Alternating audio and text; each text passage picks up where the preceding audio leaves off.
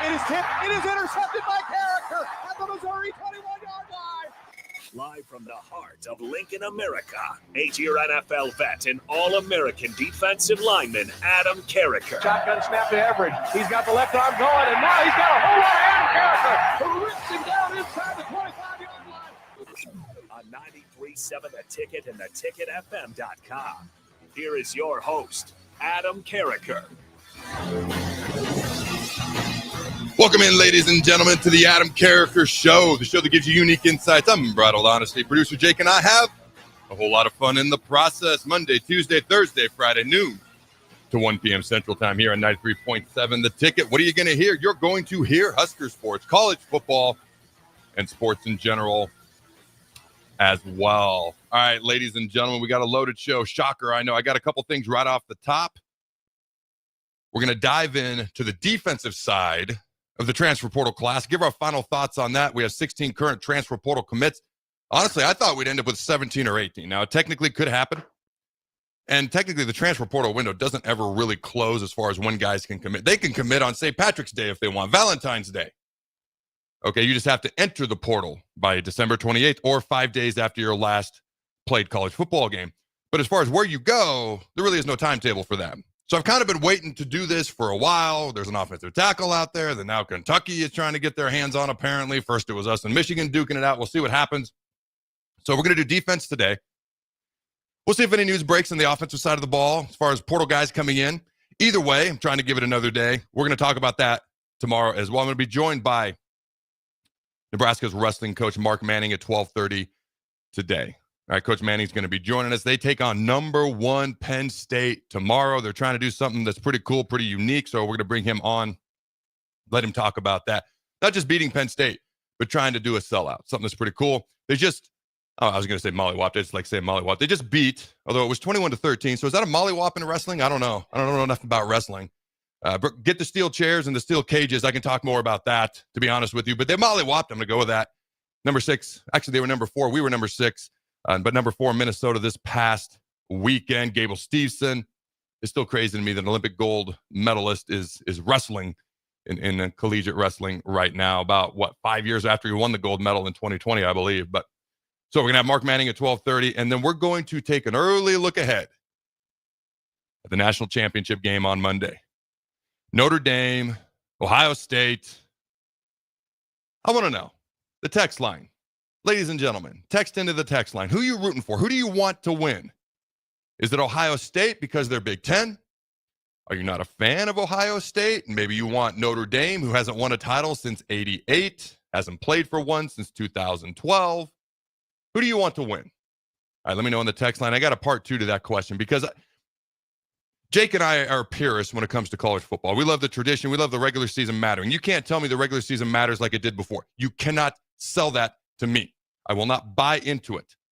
Okay, especially a couple more years down the road. Now, if the 11 and 12 seeds don't get curb stomped every single year, then this will change. I just anticipate them getting curb stomped every year, and we realize that being the 11th and 12th seed isn't that special. But neither one of the teams playing for a national championship on Monday played in a conference championship game. Does that bother you at all, Jake?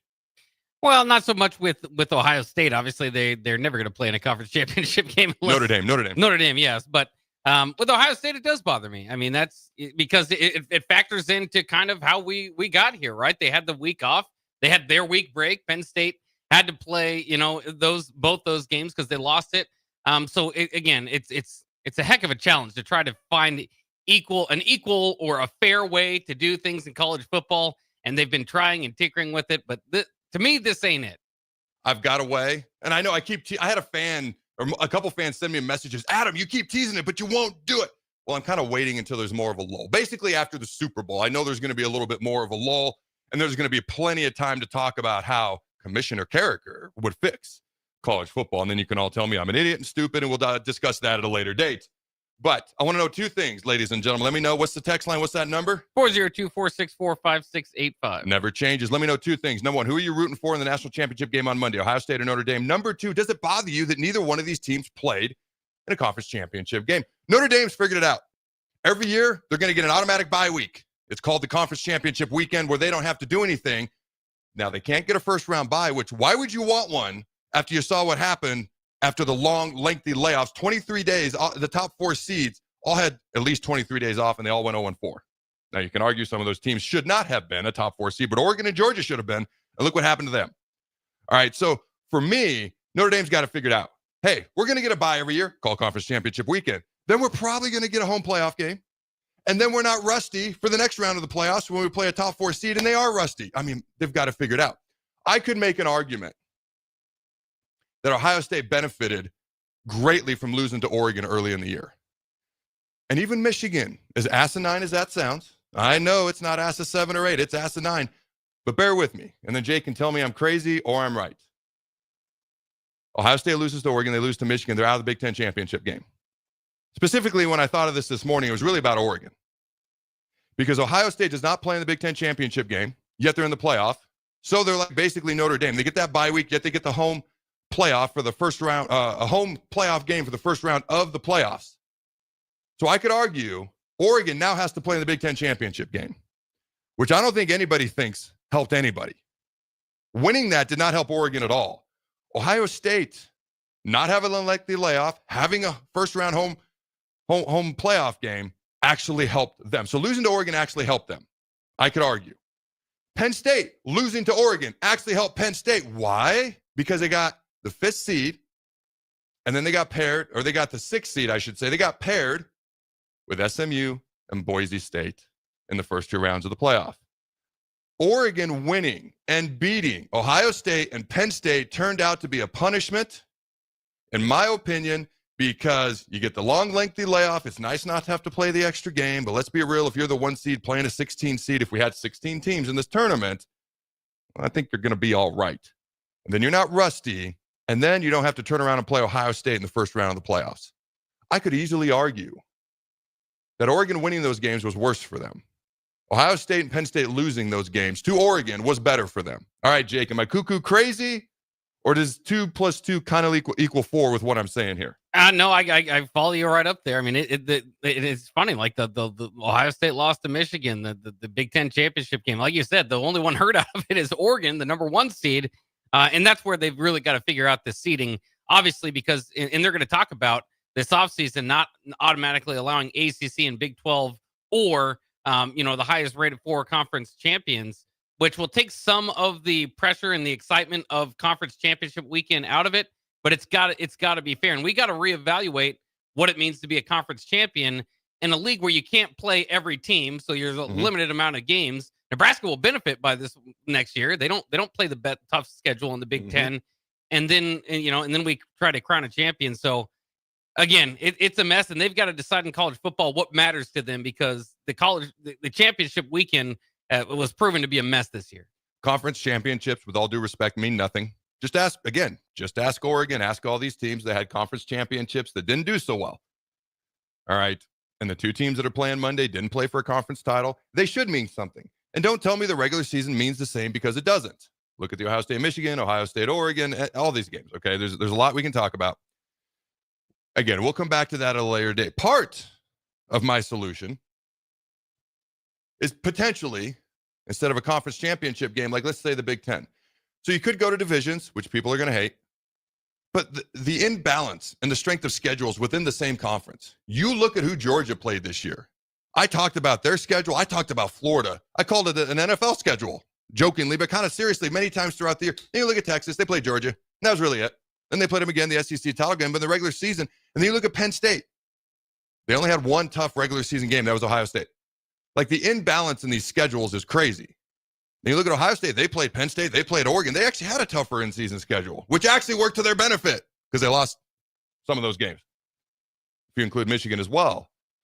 For me, what if like the Big Ten and SEC, because we are going to 14 teams. And the Big Ten and SEC, I'm just going to tell you certain things I know. This was not supposed to be today's whole topic. I'm going to try to save most of this for a later date. But I know we're going to a 14-team playoff, and I know the Big Ten and SEC each want 4 automatic bids in. The ACC wants 2, the Big 12 wants 2, which would then leave 2 for Notre Dame and the G5. All right. Now, I hate that Notre Dame's not in the conference. We'll discuss more of this in the future. But one idea that I have, that other people have actually talked about as well, I've seen online, the top 6 teams, okay, from the Big Ten, for example. You could either do 1 and 2 play for the conference championship, and then the Big Ten SEC champ would automatically get the top 2 seeds. And in a 14-team playoff, they're the only 2 teams with a bye. So the winner of the Big Ten would get an automatic first-round bye and a 1 or 2 seed. And if you start playing these games closer to the end of the season, not spreading them out, the bye is actually a good thing. You don't have such a layoff. Now you just have a week or 2 to get healthy and refreshed, and then you don't have to play the extra tough game. And then in the Big Ten, number 3 would play number 6 based on the end of season regular season standings in the Big Ten. 4 would play 5, and the winner of those 2 games would get the other 2 automatic spots for the Big Ten of the 4 automatic spots that the Big Ten wants. Top 2 would get in. They would just play for the conference championship in the first round bye.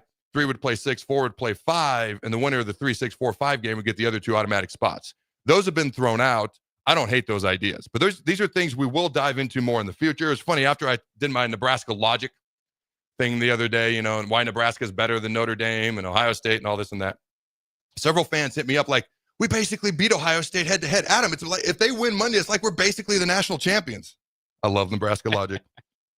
Have we gotten any responses to the question so far? Steven says the seeds need to be determined by strength and not by conference. However, Ohio State got a bye or break by not being in the conference championship game. Oregon also got the same break because they had a first round bye. But you're not wrong. But to me, I'd rather play SMU Boise State, or I'd rather have conference championship weekend off as my bye. This is Penn State and Ohio State I'm specifically talking about, rather than having an extended layoff, which just creates rust, in my humble opinion. But, all right. Oh, I almost forgot our daily prize giveaway. Be the first caller, ladies and gentlemen. Win a $100 gift certificate to Automotive Solutions, 2040 Southwest 5th Street in Lincoln. All you got to do is call in. Be the first person to call in. Be the winner. We're going to bring you on air. I've got a trivia question for you, though. I actually came prepared with this. All right. What's that number, Jake? 402-464-5685. All you got to do is call in, you win. We will bring you on air and have some fun. I got a trivia question for you fine folks. All right. Couple of things. You probably saw this, but we haven't talked about it on this show yet. Jonah Wilson, who was projected to walk on here at Nebraska in January and then was going to be part of that revenue share, probably get a scholarship in July. All right, is now committed to Texas A&M because he can be immediately on scholarship. This is the wide receiver from Houston. All right, that was projected to come here, at least 95% style. It seemed like he was going to come. Going to Texas A&M, he can be on scholarship. And let's be honest, it's a loaded wide receiver room here. He's going to have a better opportunity to play early there with the Aggies. All right, I thought this was just interesting. And I'll get more into the NFL playoff games tomorrow. But Jaden Daniels, the Washington Commanders quarterback, is in the fourth quarter and overtime of the 2024 season, including the playoff game versus the Bucs. He's first in the NFL when it comes to leading his team in points per game at 9 points per game. Fourth in the NFL completion percentage, completing 72% of his passes in the fourth quarter of the regular season and NFL playoff games.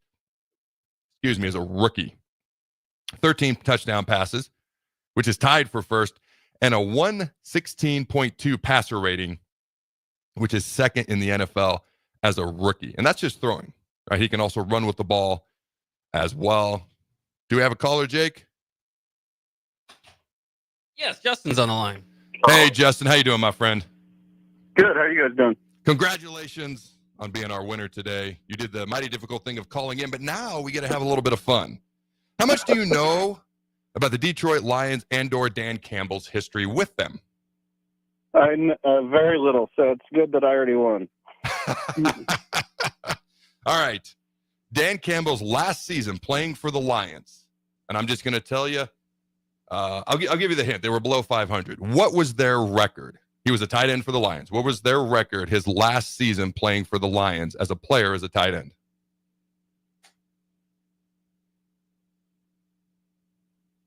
Oh, 3-7? Well, the record for the whole season. Oh, I'm sorry. 16 games back then? Yep, 16 games. 16 games. Let's 4-12? 0-16. Oof. I believe it was my rookie year with the Rams. I could be wrong, but I believe it was my rookie year when they were the first team in NFL history to go 0-16. We'd had a couple go 1-15. I think the Chargers had gone 1-15 most recently before that. And the reason I bring that up is because now as the head coach of the Lions, from his last game as a player from 0-16 to being the head coach of the Lions, they're 15-2. Dan Campbell should be the head coach and the mayor of Detroit, like the most popular person. Take that, Eminem, that the city of Detroit has ever seen in my life. All right, my man, thank you for joining us, and congratulations on your prize. Thanks, guys. Have a good day. You too. All right, and this was sent to me, and I thought this was interesting, so I thought I'd ask you. We are going to get to the portal stuff, although we're running out of time. Who won this trade? Jared Goff, Matt Stafford, the Rams, or the Lions? Now, just remember, the Lions got Jared Goff, running back Jahmyr Gibbs, tight end Sam Laporta, wide receiver Jamison Williams, defensive end Efete Ma'afalu, I hope I said that right, defensive lineman Broderick Martin, defensive end Josh Paschal. Okay, that's what the Lions got in the trade. Goff, Stafford. The Rams got Matthew Stafford.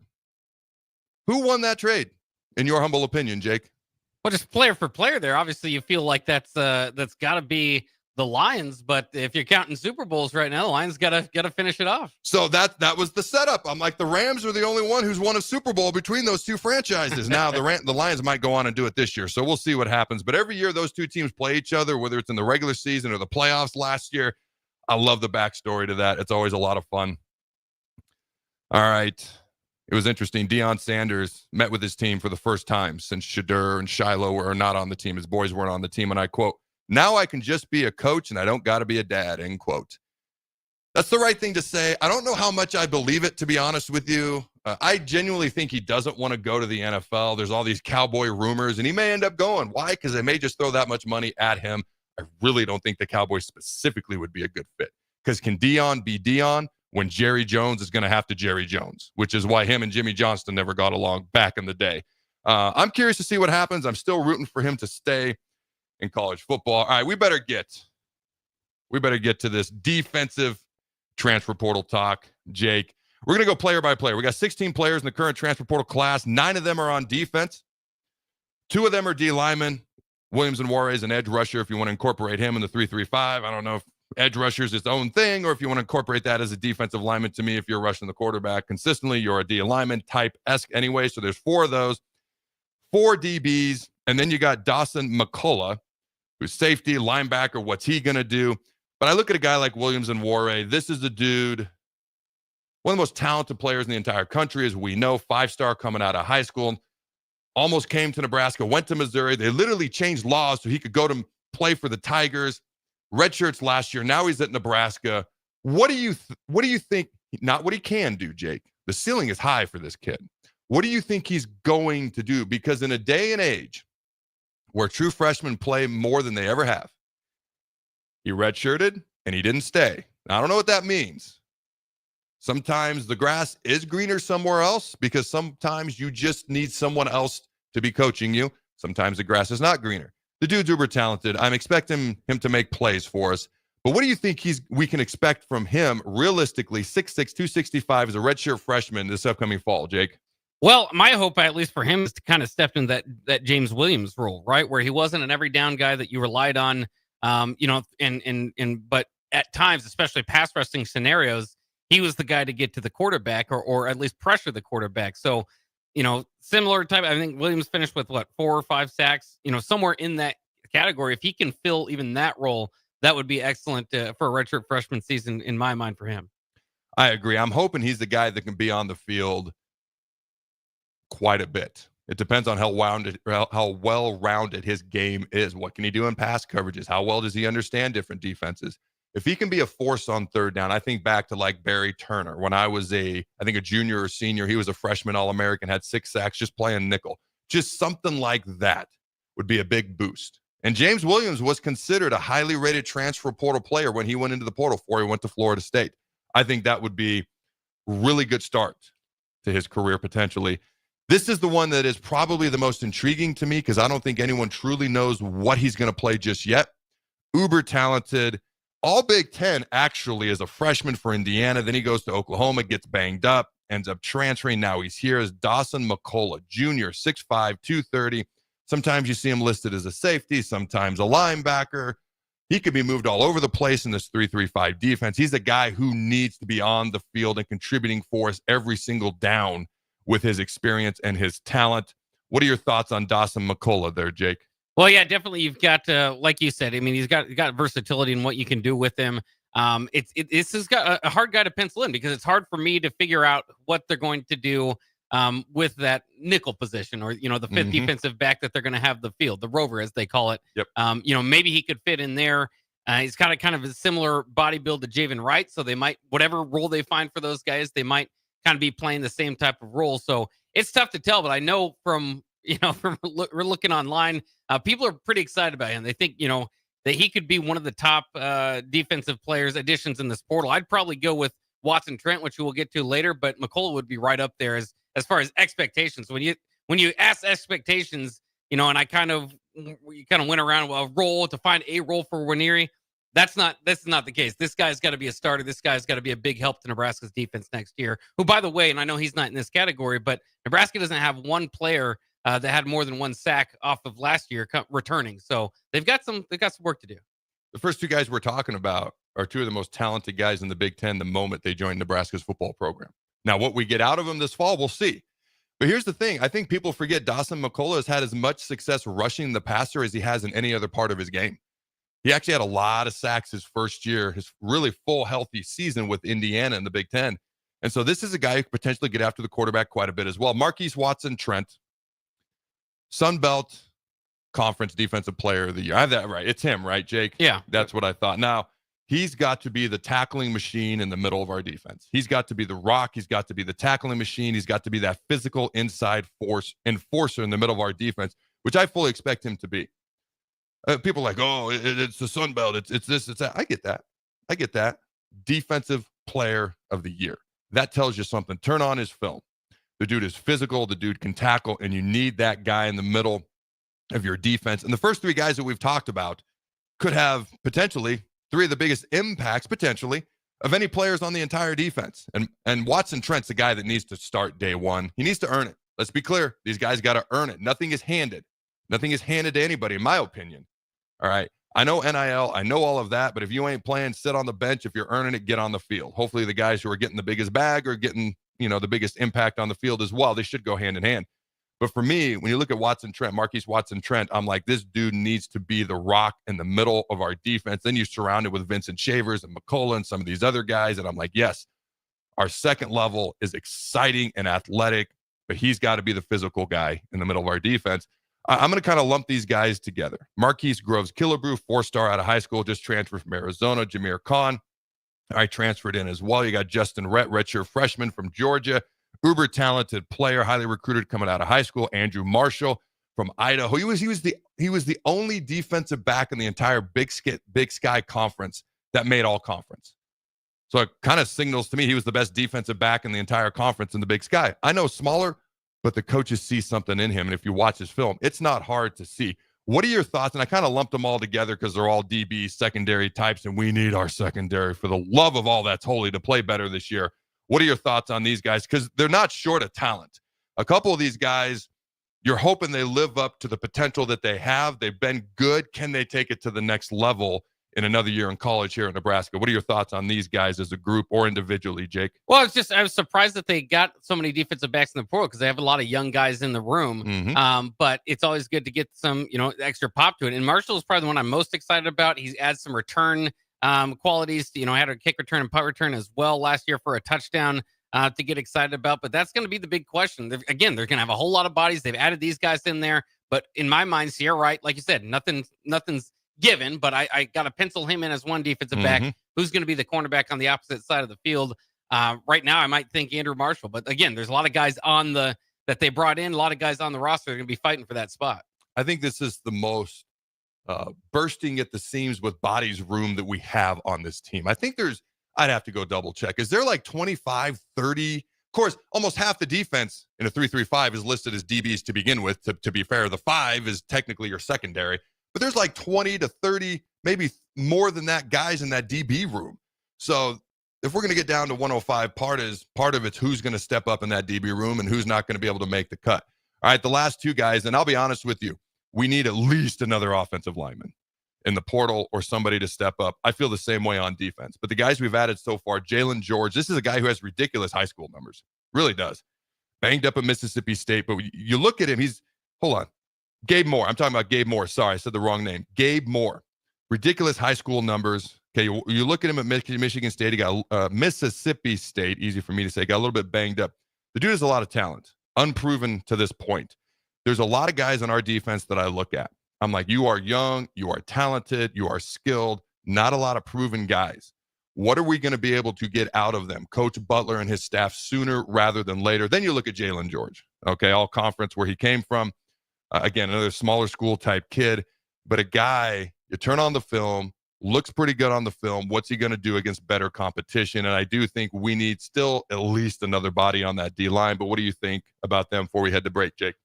Yeah, I think especially with kind of Gabe Moore, even like George, like you're saying, there's an uptick in competition or an uptick in expectations as far as Gabe Moore. He just didn't play a whole lot. So I see these guys more as depth pieces. But again, that can turn around pretty quickly if they start playing.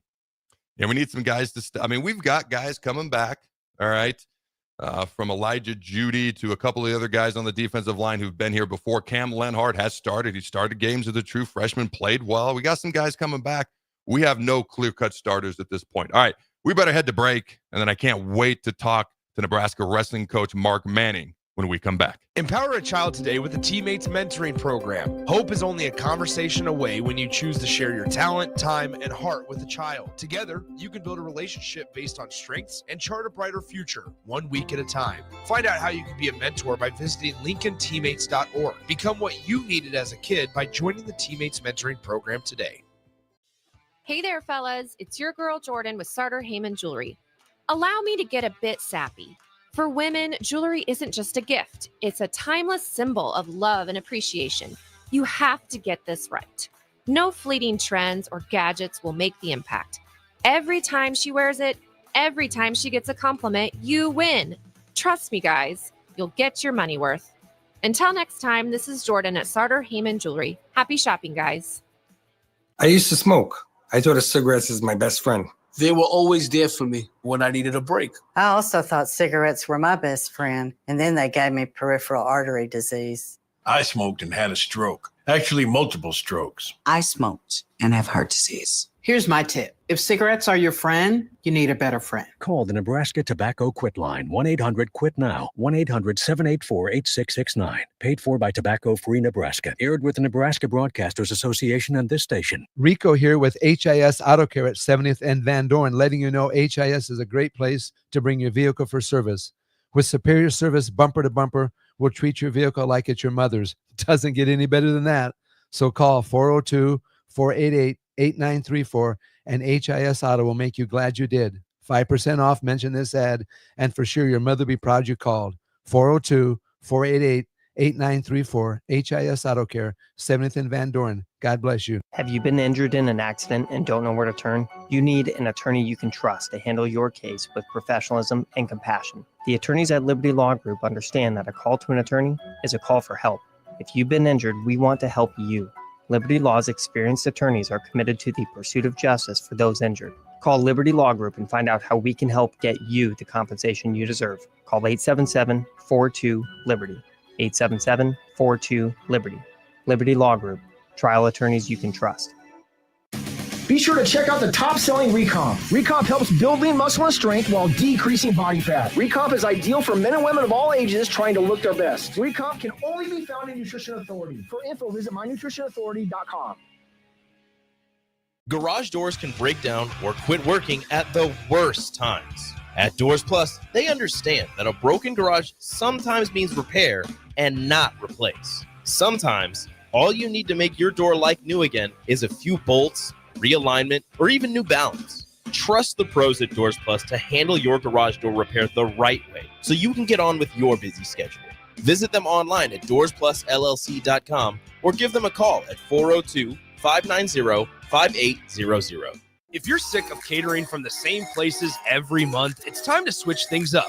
Mulberry Barbecue is perfect for business lunches and dinners, family gatherings, holiday parties, wedding receptions, rehearsal dinners, and so much more. Delivery and full service options are available, and they can cater for anything from 10 people to 500 people. Call them at 402-937-7114 to hear their menu options and get your catering booked today. Mulberry Barbecue, located at 11th and Cornhusker Highway. At Parkview Animal Hospital in Lincoln, it's not just the professional care that sets them apart, but their warm staff and state-of-the-art facilities. Whether it's for a routine checkup or a comprehensive medical procedure, at Parkview, your pet isn't just another number, but a valued member of their caring family. Visit them at pahlincoln.com today and in person just south of 14th and Pine Lake Road. Parkview Animal Hospital, your pet, our passion. For happier, healthier furry friends. Your home is your empire. Protect it with Empire Fence. Get a free instant quote with the online estimating tool at empire-fence.com. See an upfront estimate with no hidden fees. An Empire Fence can provide privacy and improve the appearance of your home. Keep kids and pets in or out of your yard. Increase security and add value to your property. Visit empire-fence.com now to view the stylish and maintenance-free possibilities for your home and get a free instant online quote. Let Empire Fence protect your empire. This is the Adam Carricker Show on 93.7 The Ticket and theticketfm.com. All right, welcome back, ladies and gentlemen. Segment 2 of the Adam Carricker Show on The Ticket is sponsored by our good friends at Mulberry Barbecue at 11th and Cornhusker. Open Monday through Saturday from 11 a.m. to 8 p.m. Try their burn-in sandwich, a brisket burrito, barbecue nachos, a full slab of ribs.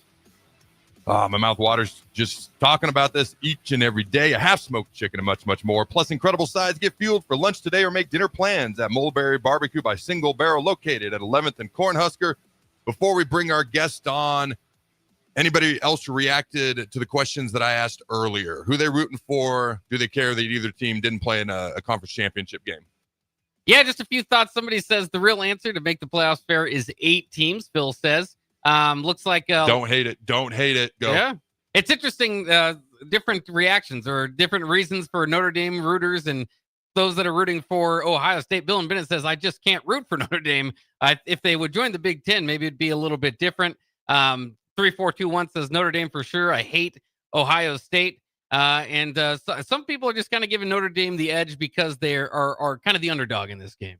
So it seems like more people are rooting for Notre Dame. It does, yeah. And do people care about the conference championship thing that I went on a 5-minute diatribe about? Not as far as commentary. All right, wasted oxygen. All right, time to bring on our guest at this point. He is Nebraska's head wrestling coach. He has coached 36 All-Americans over the years, led 5 wrestlers, including 4 Huskers, to individual national championships. The Terry McCann Award winner for the USA Wrestling Freestyle Coach of the Year 2011, 2015, 2017.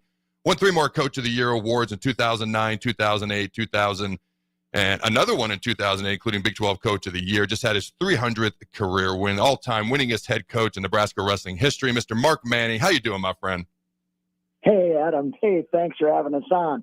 Yeah, I appreciate you taking the time, and I want to go back to last weekend, and I want to talk about Penn State tomorrow and what you guys are trying to do and get the fans involved in. But talk to me about Minnesota, because I was able to watch it for a little bit before I had 15 kid sporting events and games on Saturday, but you guys were actually behind. And then if I remember correctly, you won the last 3 matches to win it. Am I correct? And am I remembering that right? Actually, the last 4. Last 4, okay. 4 in a row, yeah. Yeah, from 125 to 149, yeah. Talk to me about that as it's unfolding and getting those wins, and you're going against a very good Minnesota team in their own right. Talk to me about that as it's unfolding. What's going through your mind? You're telling your wrestlers. Yeah, it happens quick. Just the whole preparation really starts during the week and just getting their mind right. The day before and the day of. But I thought our guys wrestled with great energy. They're really sharp. And I thought our guys, just like, a lot of sports, especially football, right? I equate wrestling a lot with football in regards to just finishing strong, finishing strong in periods. We scored a lot of points late in the periods and at the end of the matches and shut people down. I thought our intentionality was really good, and we wrestled with just a calmness, and we were, very confident out there. So it was really good. We were the aggressors. I would say, and so it's good. It's good to have that match that we can build off, and we know we have a great challenge tomorrow night. Talk to me about Gable Steveson, Olympic gold medalist from a few years ago. You got your own guys going against him. Like, what are you telling your guys as they're preparing to wrestle a guy like that? I mean, he puts his pants on, probably 3 legs at a time, just like anybody else. But what are you telling your guys, and what do you think of a guy like that as you're sitting there watching him? Well, one, complete ultra respect for Gable Steveson. He's probably the best heavyweight ever in college wrestling history, and just his athleticism, but his power, his speed. That's why he had a number of opportunities. With the Bills and the Dolphins, the Colts. He had never played high school football, so him putting his cleats on, he told my brother and myself that. My brother was a former Minnesota Gopher, so he's seen my brother several times. But he was saying, first time I ever put football cleats on was when I went to the Bills for tryout with Sean McDermott. Wow, that's impressive. So that's something. Now he didn't make the roster, and that's why he ended up back. He had 1 semester left to wrestle, and he a guy like that is. It's like having the Gamakasu on your team. He instills a lot of confidence and a lot of swag in regards to just your other teammates. He's a winner himself. He wants the other guys to step up, and so he made an amazing difference. I could tell in their team since he's been gone the last couple of years. So he's an amazing competitor, and he'll have a chance to win Olympic gold medal again in 2028, I'm sure. So he's a man-child.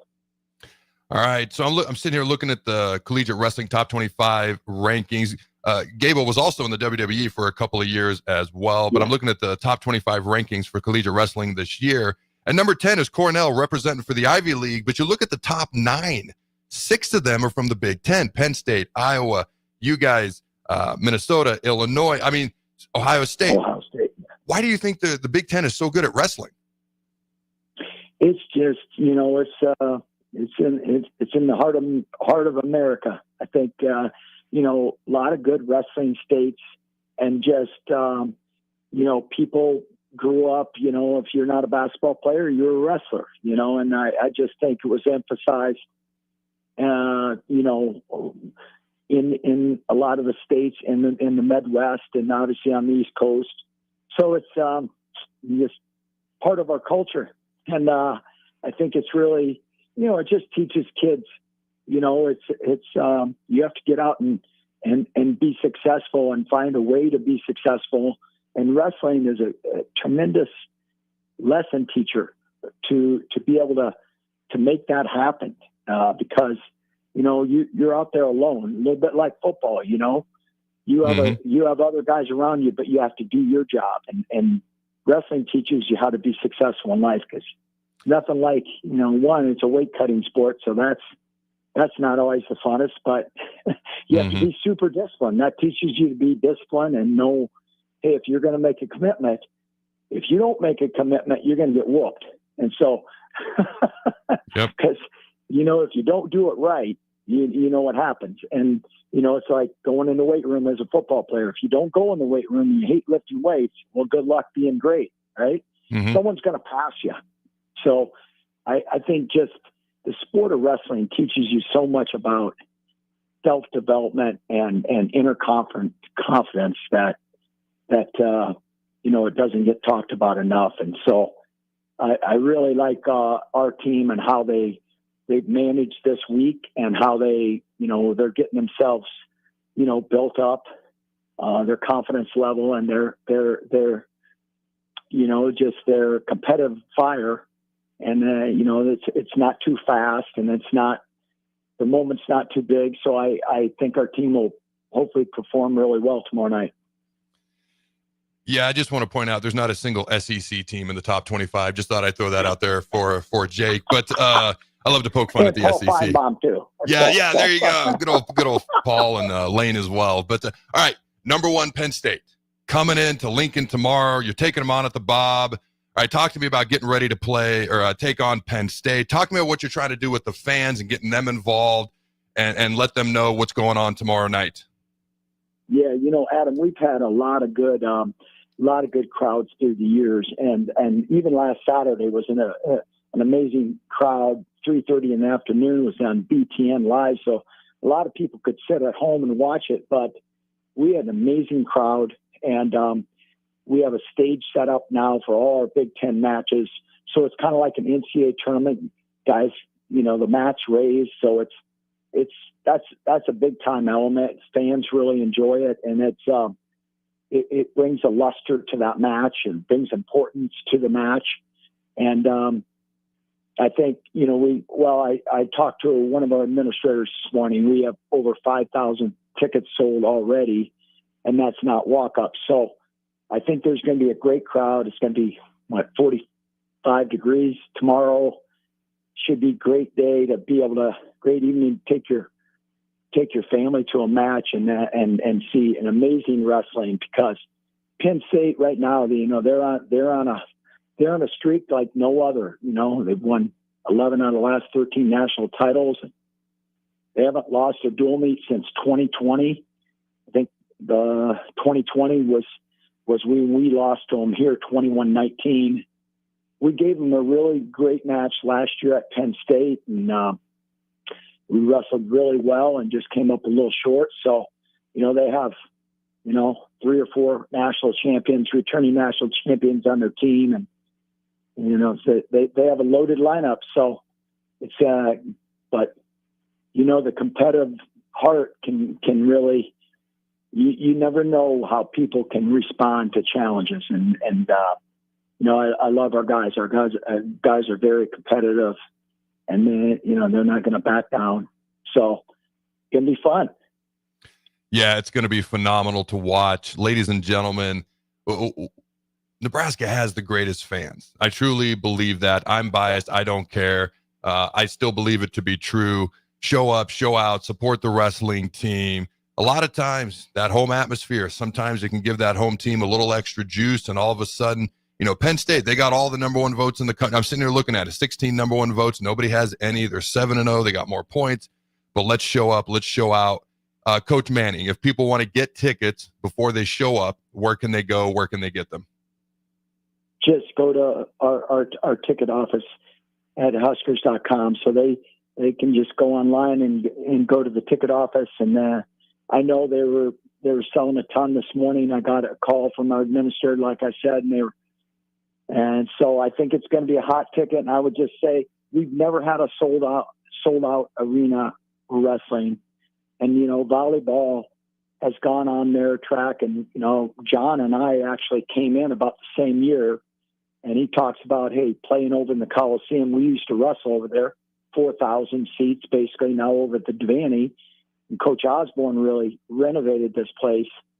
It's been a gold mine for volleyball. See how they went from 4,000 to 85, 8,600. I think Husker fans and Husker Nation step up and say, hey, let's help this wrestling team sell out. And then it's contagious. People want to be attached to a winner. And I think, I know they can make a difference tomorrow night in the Bob for us. Yeah, let's get our first ever wrestling sellout, Husker fans. That would absolutely be phenomenal. All right, Coach, good luck tomorrow. Good luck the rest of the season. Check out Coach Manning every Tuesday evening here on the Ticket Takedown Tuesdays. What time is that show exactly, Coach? 4 to 5. 4 to 5 every day, every Tuesday. 4 to 5 every Tuesday here on 93.7 The Ticket. Coach Manning is in studio. Takedown Tuesdays. All right. Thank you for joining me, Coach. And don't go anywhere, ladies and gentlemen. We'll be right back. Thanks, Adam. Yep. Go Husker Sports Bar and Grill. open for lunch and dinner at 1501 Center Park Road. Hello, I am Ayanna Blake. Welcome to Mind Your Mind. In this new chapter of our lives, let us focus on the things we can control. This week, I was passing by the television and overheard Mel Robbins talking about her newly released book titled The Let Them Theory. She said, the message with the Let Them Theory is that no matter what's going on outside of you, the power is always inside of you. She went on to say, the two words, let them, are the key to helping you see what's in your control and what's not in your control. Let's take a brief second to acknowledge what we can control. You. We can't control others. We can't control their actions, beliefs, responses, or lack of. I encourage you to center yourself on things you can control and watch the gift of peace overtake you. I am Ayanna Blake, reminding you to mind your mind. For more inspiration, connect with me on social media or visit AyannaBlake.com. Until next time, take care of your mind and keep moving forward on your pathway to wellness. And remember, let them. Time for a new heating and cooling system? Get the options, brand, and efficiency that best fits your family and your home. Call Bryant Air Conditioning, Heating, Electrical, and Plumbing. Automotive Solutions is Lincoln's one-stop shop for all your vehicle needs, from vinyl wraps to engine repair and maintenance. Automotive Solution offers fleet services as well as printing and graphic design for vinyl applications, plus installation of vinyl for boats, trucks, cars, and anything else you want wrapped. Perfection is their standard, and they never settle for less. Call today at 531-249-5600 or go to automotivesolutionslincoln.com to learn more. That's Automotive Solutions, 2040 Southwest 5th Street in Lincoln. McKinney's Irish Pub in the Haymarket is your place for English Premier League soccer. On Saturday, Newcastle takes on Bournemouth at 6:30 a.m., followed by Brentford versus Liverpool at 9 a.m. To cap off the Saturday action, Arsenal takes on Aston Villa at 11:30 a.m. On Sunday, Everton faces Tottenham at 8 a.m., followed by Ipswich Town versus Man City at 10:30 a.m. You can catch all these games and more at McKinney's Irish Pub, your headquarters for English Premier League soccer at 8th and P. Empower a child today with the Teammates Mentoring Program. Hope is only a conversation away when you choose to share your talent, time, and heart with a child. Together, you can build a relationship based on strengths and chart a brighter future, 1 week at a time. Find out how you can be a mentor by visiting LincolnTeammates.org. Become what you needed as a kid by joining the Teammates Mentoring Program today. Hey there, fellas. It's your girl, Jordan, with Sartor Heyman Jewelry. Let's talk about trading up. Not what you're thinking. You could never trade her in, but you can trade up her stone if you like. Signify the growth of your love, the challenges you have overcome, or any part of your love journey by trading up her diamond. Whether it's been 5 years, 25 years, or 50, say it with a bling. Big love, big bling. We got you. Until next time, this is Jordan at Sartor Heyman Jewelry. Happy shopping, guys. Raising little ones is a big job, and you do your best to give them a good start every day. That means making sure they're well cared for while you're apart. You work hard, but it's not always easy to make ends meet. There may be help. Find out if you qualify for Nebraska's Child Care Tax Credit for working parents. You could be eligible for a credit of up to $2,000 per child on your next tax return. Learn more at nebraskachildcaretaxcredit.org. Brought to you by First 5 Nebraska and Nebraska Children and Families Foundation and aired by the Nebraska Broadcasters Association and this station. What's better than supporting your favorite radio station and eating delicious Nebraska-made products? Smoking Gun Jerky of Nebraska wants to highlight you, the listener, on the 93.7 The Ticket Wall of Fame at the store. Stop by the store at 48th and R in Lincoln and see their huge variety of small batch gourmet jerky. Or if you're not in the area and want to try some, go to smokinggunjerky.com and enter code EARLY for 10% off your purchase. It's the ultimate low-calorie, high-protein snack at Smoking Gun Jerky of Nebraska. Hi, Sean Callahan here of HuskerOnline.com, inviting you to join us here on 93.7 The Ticket every Saturday morning now. In our new time, we're on from 8 to 9 with the weekly Husker Online radio show. We'll give you the latest in recruiting. We'll talk about what's going on with both football, basketball, and we'll probably share a few stories from the inside. It's every Saturday morning right here on 93.7 The Ticket. It's the Husker Online radio show from 8 to 9 a.m. Salt Mine City is now open at 8th and R in the Haymarket. Come check out Lincoln's newest brewery with 12 beers on tap, including the popular popular single-axle light American lager, Brick Street amber wheat, and so many more. There's daily drink specials like $1 off Moscow Mules on Tuesdays, $6 IPAs on Fridays, and $6 Bloody Marys on Saturdays. Stop by Tuesday through Thursday from 4 to 9 p.m., Fridays 4 to 11 p.m., Saturdays 11 a.m. to 11 p.m., and Sundays from noon to 8 p.m. It's Salt Mine City, Lincoln's newest brewery at 8th and R. This is the Adam Carricker Show on 93.7 The Ticket and theticketfm.com. Boom! Welcome back, ladies and gentlemen, to the Adam Carricker Show here on 93.7 The Ticket. As always, you can check out the other show that I do, the Carricker Chronicles. That's, you guessed it, CarrickerChronicles.com. Also on YouTube, simply type in Carricker Chronicles, all things 93.7 The Ticket at theticketfm.com, social media, YouTube, and anywhere you get your podcast shows. All right. So I started working out on Monday. Had my wife seen what was happening, at one point I might have been an idiot, pushed myself a little too hard. I literally had to lay down in the middle of it. So we've got our own little workout facility where we live. Had to lay down in the middle of it because I was legit going to pass out. And so I get up and I don't even, I do the workout that I can. I don't finish the whole thing because I only give myself an hour and then I got to move on about my day. And I worked out yesterday. I go Monday, Wednesday, Friday, and I do some walking and stuff on Tuesday, Thursdays, and then gradually I'll build up. I've had 8 lower body surgeries, so going straight to running, that ain't brilliant. What I'm getting at is the soreness in my body. I'm walking around like I've had 35 lower body surgeries right now. I'm walking up the stairs the other day, and my wife just starts laughing at me. She goes, "You're funny to watch right now." And I'm getting in the pickup yesterday. So hamstrings are in the back of the legs, and they usually cramp if your leg is in like the curled position or you're flexing your leg. I'm standing straight up and down, talking on the phone, and I just get the world's worst cramp in my left hamstring, which makes no sense when I'm standing straight up and down.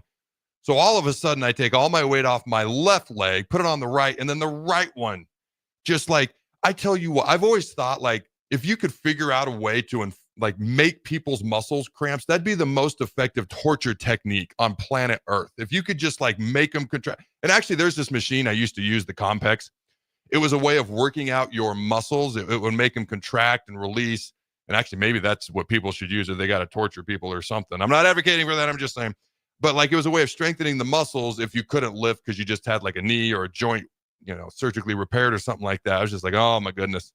So for me, I'm not quite normal. I actually enjoy these kind of things. Other people just tend to find them humorous at my expense, so to speak. But any final comments, Jake, on the whole Notre Dame, Ohio State thing? And then I'm going to do an early look ahead to the Buckeyes and the Fighting Irish. Yeah, we've got a few people saying that they want to jump in with Ohio State for the Big Ten bragging rights. Okay. I can't tell what Scott says on YouTube. He says Notre Dame. So I don't know if he's cheering for them or specifically not. Is that a typo or a shot?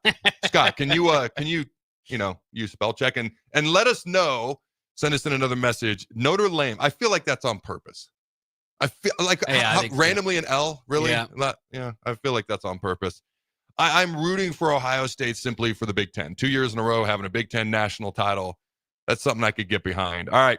You start to look at Notre Dame. You start to look at Ohio State. I don't know what the spread is. I know it opened at like 9.5, then it was at 8.5 at a point. At one point, I haven't looked at it in a couple days. Like, if I've done a ton of research, I don't really care what spreads are.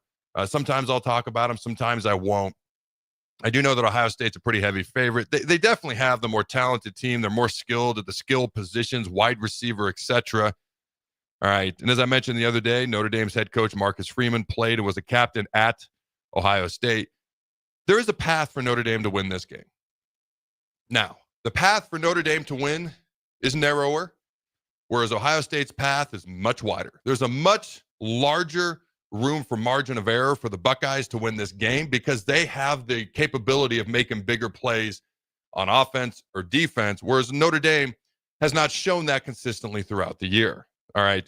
The Ohio State has more talent. Now, are they the better football team? That's what we're going to find out. Notre Dame's going to need to rely on a few things. There's a path to them winning this game. And I actually think, what is the spread? Look it up real quick, Jake. Let me know. Whatever the spread is, if it's still like 8, 9, 10, I do think Notre Dame can keep it within the spread, whatever it is, when Jake lets me know here in a second. I think Notre Dame can be competitive. I think Notre Dame has a chance to win this game. They just have less room for margin of error than Ohio State does. Do you have the spread there, Jake? Trying to get the latest one here. 8.5 still. 8.5. All right. I think they can keep it within that, and they might win the game. My first thought is, can they duplicate the Michigan game plan? Can they win the battle of the trenches? Now, you got to keep in mind, they're missing their best defensive lineman. They're missing their left offensive tackle. Their guard is still up in the air whether he's going to play or not. So these are not things that are helpful to Notre Dame, a team that has pretty much dominated the trenches most of their games this year, not the first half versus Penn State, but they bounced back the second half. And then you're missing key guys in those spots as well. So it's going to be a little bit of a challenge, but can they run the ball on Ohio State, which Ohio State has not been a defense you can run on. When you think back to Michigan, Michigan had short fields due to interceptions from Will Howard. They were basically gifted 6 of their 13 points with 2 field goals. I don't even think they got a first down. They just got the turnover, ran the ball, or ran 3 plays, didn't get a first down, kicked the field goal. All right, you remember the Oregon game, they were beating them over the top with pass plays. Teams have not successfully ran the ball consistently. Now, when Notre Dame came back on Penn State, it was because they started to run the ball. And if you watch Marcus Freeman's halftime speech to his team, he talked about, we got to run the ball. And that's what they came out and they did. So can Notre Dame duplicate the Michigan game plan? Can they win the trenches? Can they run the ball? And can they control the line of scrimmage defensively without having to load the box? Because what Michigan did, all right, and what Michigan did to Ohio State, they played with 7 guys in the box. And they said, our defensive tackles, which they've got 2 of the best in America, our defensive line is better than your O-line, and we can stop your run game with less than 8 guys in the box, which goaded Ohio State into trying to out-physical Michigan. I don't know that Ohio State's going to fall for that again, but can you get them to run the ball more than they should? And can you, just like Nebraska did this too, watch the Nebraska film, did not load the box, played soft coverage on the back end, kept an extra guy in coverage, not in the box, and then Ty Robinson and Huntmaker controlled the line of scrimmage, just like Michigan's guys. And Ohio State kept trying to run the ball, and just couldn't do it, despite less guys in the box. Can they duplicate the Nebraska game plan on defense, the Michigan game plan as a whole, prevent the big plays in the pass game? The other way you beat Ohio State is you double Jeremiah Smith and you force everybody else to make plays. Texas doubled Jeremiah Smith. All right, you keep extra guys on the back end to prevent the big plays over the top. You take away Jeremiah Smith, and they've got other guys that can make plays. But Jeremiah Smith's one of the best players in America as a true freshman already. Can they duplicate the Michigan game plan, which is goading Ohio State into running the ball, controlling your run game, the opponent's run game, Ohio State's run game, with 7 guys in the box, not needing to load the box, and can you run the ball offensively? Okay, that's what they're going to have to do. Now, the interesting matchup here is Notre Dame's secondary. They play, I've talked about this, they play man-to-man more than any other team in the playoff, and honestly, more than any other team in the country. Nobody plays man-to-man versus Ohio State and Jeremiah Smith and Emeka Ibuka and all these guys that they've got. Nobody does it. Will Howard has only seen man-to-man coverages on his drop-back pass attempts 18% of the time this year. 82% of the times teams run zone. You watch Notre Dame versus Ohio State from a year ago, where Notre Dame outplayed Ohio State but lost because they had 10 guys on the field for the last play, didn't use their timeout. Notre Dame and Ohio State ran in for the game-winning touchdown. Notre Dame played man-to-man the whole game. I expect Notre Dame to come out, play man-to-man, not be scared of what they do, and that's going to be the matchup. There's going to be turnovers that determine this thing. There's going to be penalties. Ohio State, by the way, this is a crazy stat. There's 134 teams in college football. They are 134th in penalties called against their opponents. Think about that. Nebraska fans can be upset. 134th in the country as far as their opponents having penalties called on them. Teams that are Ohio State playing, their opponents, they don't get penalties called on them. Least amount in America. It's crazy to me. Notre Dame's got to win the turnover battle, which they're number 3 in America in turnover margin. And the refs got to continue to, for whatever reason, not call penalties on Ohio State's opponent, which is Notre Dame. And then the back end. What can Notre Dame do defensively? I'll talk more about their offense probably on Monday, the day of the championship game. But can they successfully play man-to-man and not give up the big plays in their secondary? Because I don't think they're going to go away from what they've done ever since Marcus Freeman took over as head coach. And I want to close the show on this one final thing. As I'm sure you've heard, Jack Hoffman unfortunately passed away at the age of 19, battling cancer. And so I just wanted to, they've raised $12.6 million in cancer research since 2013. The impact that Team Jack has had, the impact and the Husker legend that Jack Hoffman is, right? Since that run he had in the 2013 spring game. Part of me is like, maybe going forward is a way of honoring him and his family and the Team Jack Foundation. Maybe you give away a spring game MVP award in his name or in his honor or something like that. But let's continue to keep the Hoffman family in our thoughts and prayers. Let's continue to support pediatric brain cancer research and Team Jack. All right, ladies and gentlemen, thoughts and prayers to the family, and everyone have a good day. And I will see you all tomorrow on Friday.